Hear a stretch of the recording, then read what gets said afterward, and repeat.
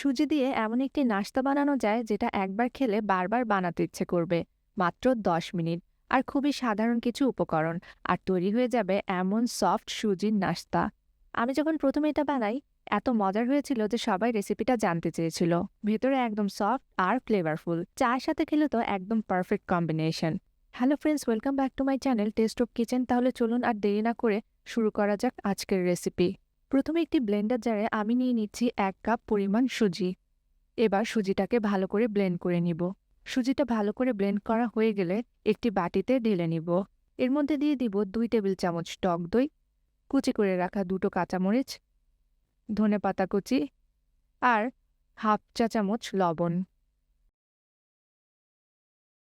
এখানে আরও দিয়ে দিচ্ছি 2 টেবিল চামচ পরিমাণ চালের গুঁড়ো এবং 1 কাপ পরিমাণ পানি।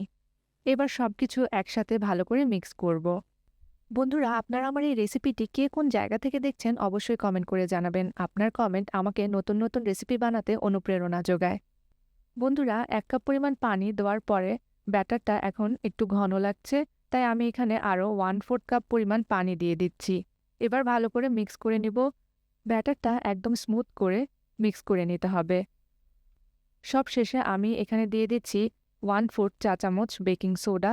বেকিং সোডা দেওয়ার ফলে ব্যাটারটা একটু ফুলে উঠবে আর নাস্তাটা ভেতর থেকে আরও বেশি নরম আর স্পঞ্জি হবে। এবারে আমি আপনাদেরকে ব্যাটারির কনসিস্টেন্সিটা দেখিয়ে দিচ্ছি। ঠিক এইরকম হবে, অনেক বেশি পাতলা বা অনেক বেশি ঘন না। এইবারে আমি একটি ফ্রাই প্যান টিস্যুতে এইভাবে একটুখানি তেল লাগিয়ে ফ্রাই প্যানটা মুছে নিচ্ছি। এবার ফ্রাই প্যানটা হালকা একটু গরম করে আমি এখানে তৈরি করে রাখা ব্যাটারটা দিয়ে দিচ্ছি। খুব বেশি ব্যাটার দিব না, এরকম বড় চামচের 2 চামচের মতো দিয়ে ফ্রাই প্যানের চারপাশে ব্যাটারটা স্প্রেড করে দিব।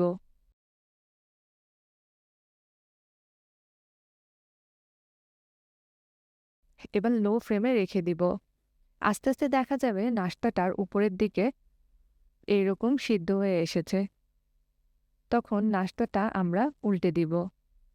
নাস্তাটা উল্টে পাল্টে কিছুক্ষণ ভেজে নিব।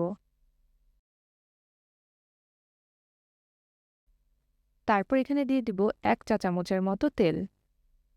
তেল দেওয়ার পরে নাস্তাটা আরও কিছুক্ষণ দুপাশটা ভেজে নিব।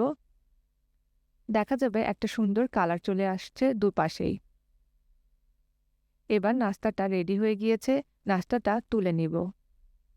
বন্ধুরা, ঠিক একইভাবে আমি সবগুলো নাস্তা তৈরি করে নিয়েছি। এইভাবে খুব সহজেই তৈরি হয়ে গেল আমাদের দারুণ মজার সুজির নাস্তা। দেখতে যেমন সুন্দর লাগছে, খেতেও ঠিক তেমনই অসাধারণ হয়েছে। এই রেসিপিটা আমি যখন প্রথম বানাই তখন সবাই এত প্রশংসা করেছিল যে বারবার বানাতে হয়েছে। আপনারা বাসায় অবশ্যই ট্রাই করবেন এবং আমাকে কমেন্ট করে জানাবেন কেমন হয়েছে। আমি কিন্তু আপনাদের ফিডব্যাক পড়তে খুব ভালোবাসি। রেসিপিটি যদি ভালো লেগে থাকে তাহলে অবশ্যই লাইক করবেন এবং বন্ধুদের সাথে শেয়ার করবেন। আর এমনই সহজ ঝটপট মজার রেসিপি পেতে আমার চ্যানেলটা সাবস্ক্রাইব করে পাশে থাকবেন। টেস্ট অফ কিচেন পরিবারের সাথে থাকার জন্য অনেক অনেক ধন্যবাদ।